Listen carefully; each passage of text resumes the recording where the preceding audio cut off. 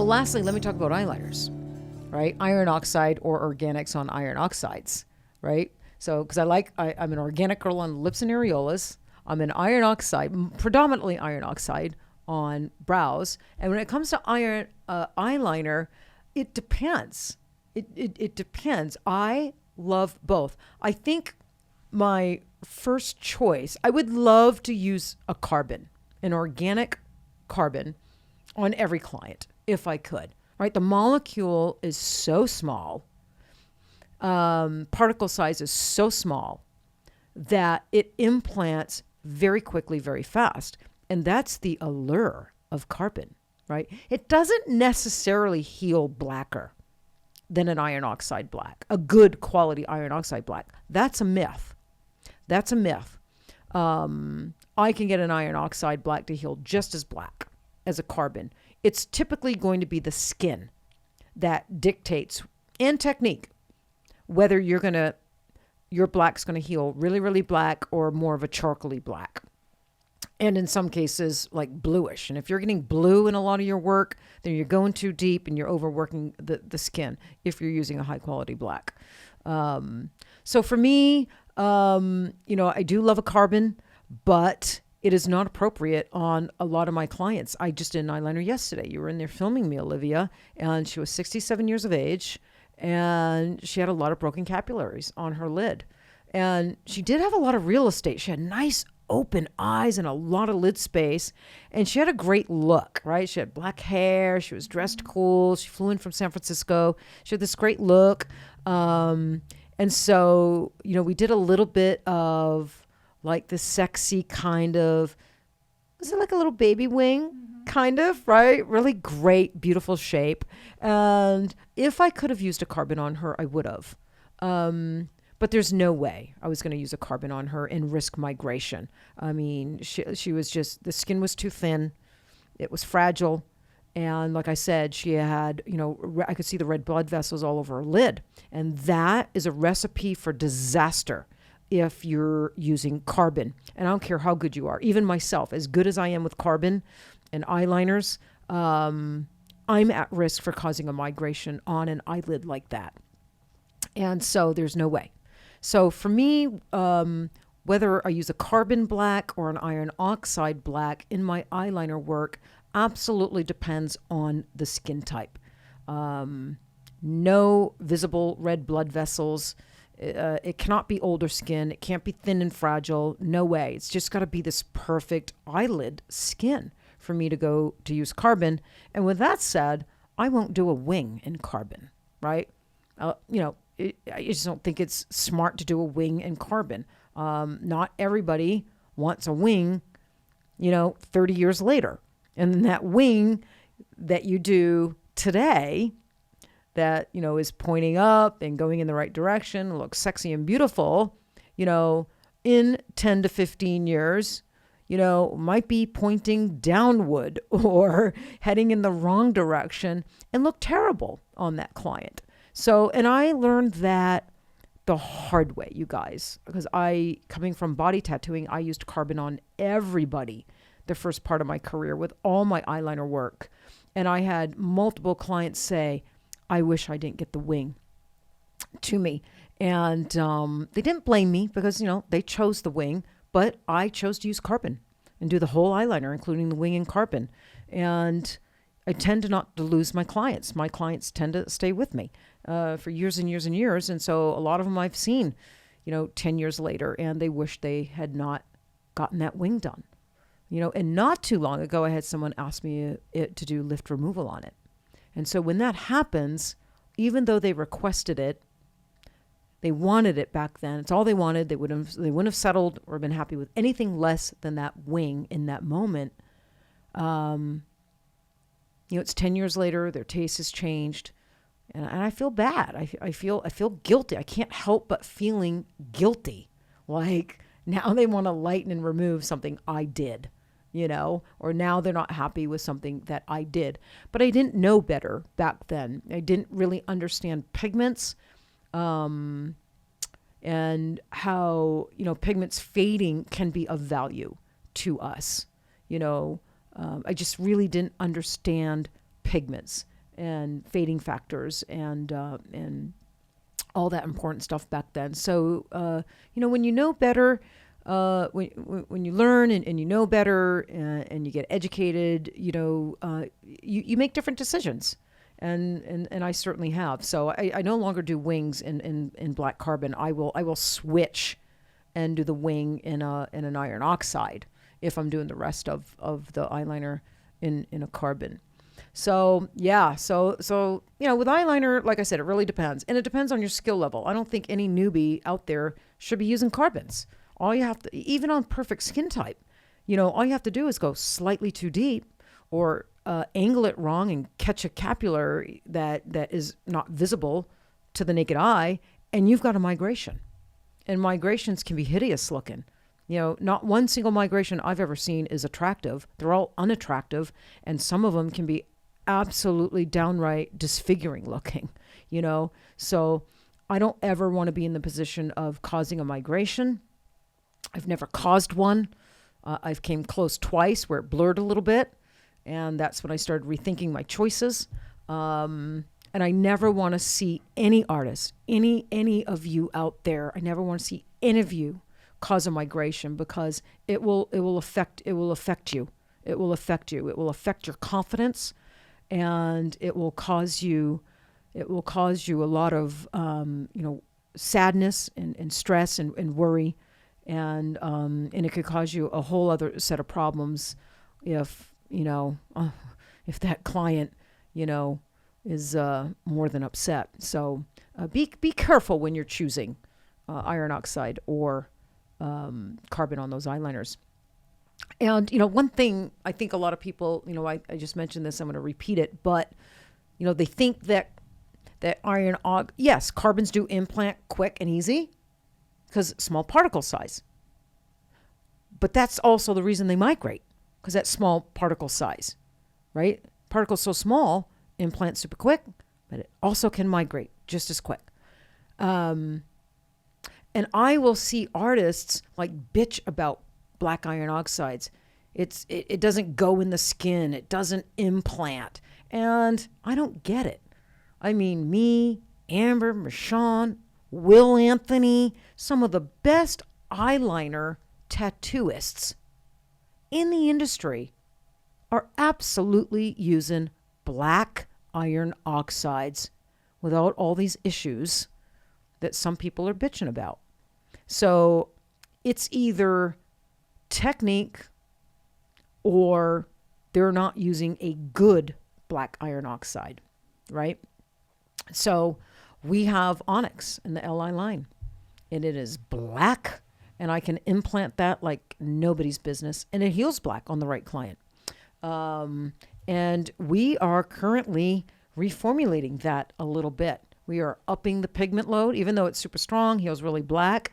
We are upping the pigment load on that currently, and we are reformulating it a little bit to get it to implant even quicker and a little bit closer to how a carbon implants. If anybody can do it, the ladies at LI can. They're brilliant, and so I'm super excited for the evolution of Onyx, and we're going to take that color and we're going to move it over into the OMG pigment line. I don't know if I was supposed to spill the beans on that, but I just did. But I'm so stoked.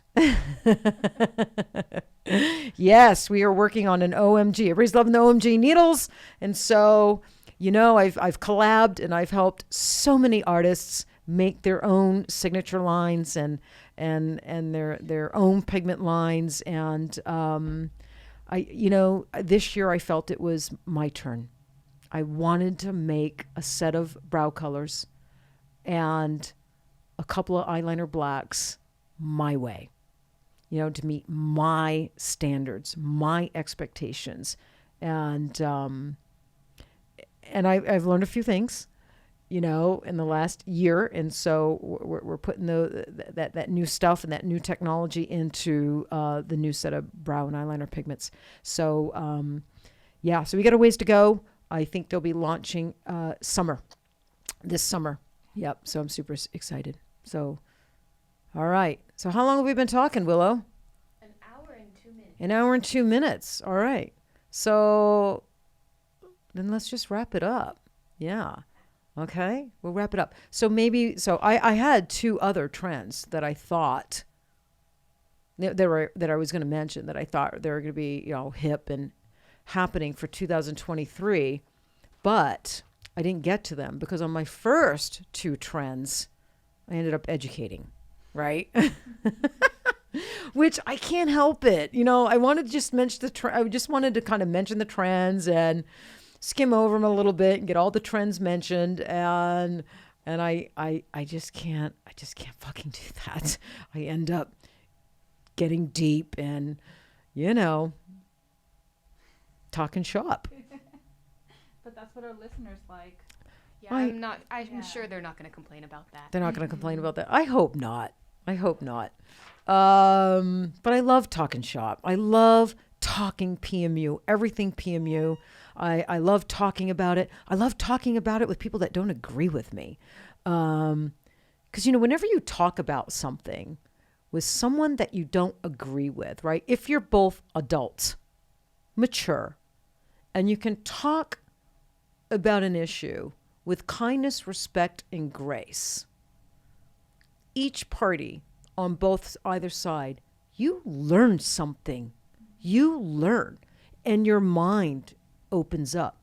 Even if you still, after that conversation, don't agree, if you listened and you were open to accepting the information, maybe you don't agree, but you're open to listening and accepting, you learn. It opens up your mind, and you learn. I do. Absolutely. I get into a lot of conversations with PMU artists and good colleagues that are my good friends, and we don't always agree on everything, but we can debate a topic or a subject, without getting angry, bitter, and feeling the other one is, you know what I'm trying to say. What happens a lot in conversations when the two people don't agree. But and if nothing at all, it helps you to understand at least why that person has that particular opinion. So yeah. So anyway, I'm sure a lot of my listeners, they don't agree with everything that I say, but I hope that my hope is that the way I present it is in a way that even if they don't agree with what I'm saying, I'm presenting it in a way they see that I'm presenting it from a place of love and kindness, and they take it as such, and I think they do. And I think it takes skill to present things in a way where you have a strong opinion, but doesn't offend others, right? That may have a completely different opinion. I think that takes practice. Okay. So maybe next week we'll just pick up where we left off, because I do have two other trends that I wanted to talk about, and we'll do that. We'll do that next week. So let's wrap it up. So let me leave you with this, you guys. 2022, it was a hard year for some. I think a lot of people, right? We're all over the Facebook boards, and there's a lot of PMU artists struggling.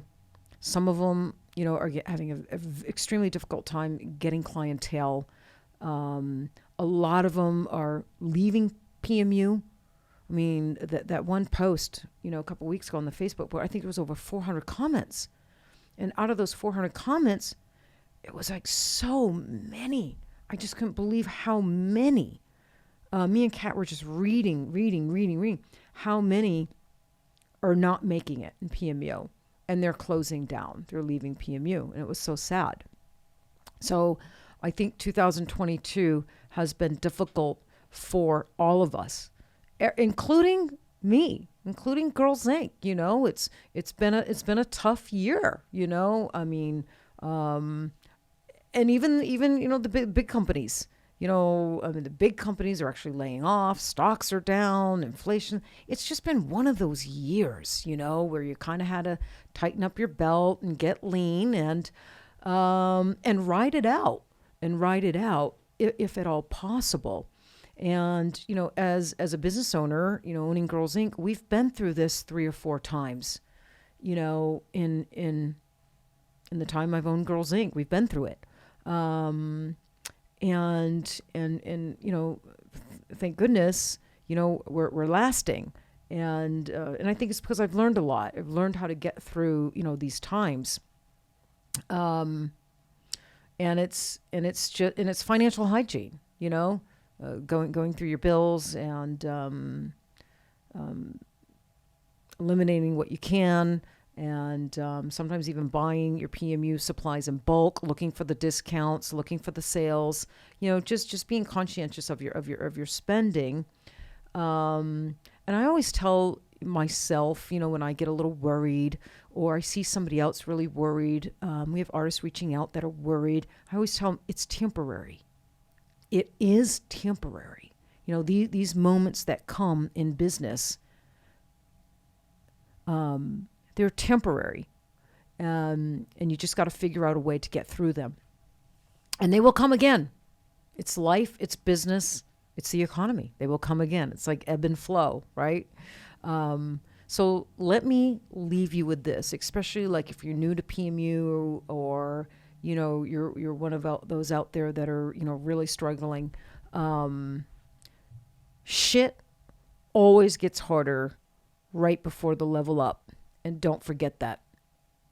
So, if you're a younger artist out there and you just, you're saving your money, you were just going to get into a new studio, or you just did get into a new studio, or you were going to launch this, or you were going to do that, or,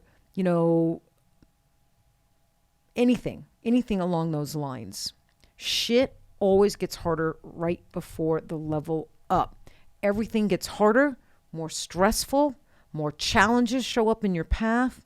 The roadblocks, right? The obstacles, all that shows up right before the big success, the big breakthrough. And that's fact. And don't ever forget that. Remind yourself of that. Remind yourself of that. And if you're struggling, seek and find the opportunity in the struggle or in the challenge. Seek and find the opportunity because they're there. They're there. You just got to seek them out and you got to find them. And maybe you have to pivot a little bit, right? Just like in our PMU work we talked about today, you have to be strategic and you have to be thinkers and you have to pivot if a particular needle, pigment, or technique's not working. Same thing in business. When the economy gets rough and your revenue gets down, you have to pivot. You have to pivot. You have to rethink how to grow your revenue in your already existing avenues and look at ways to create new revenue. Get lean, know it's temporary, and don't stop believing in yourself, and don't fucking give up. If this is your life, if this is what you want to do the rest of your life, like it is mine. All right, so stay in the pursuit of happiness, everybody, and we'll see you next time on Tatter-a-fact.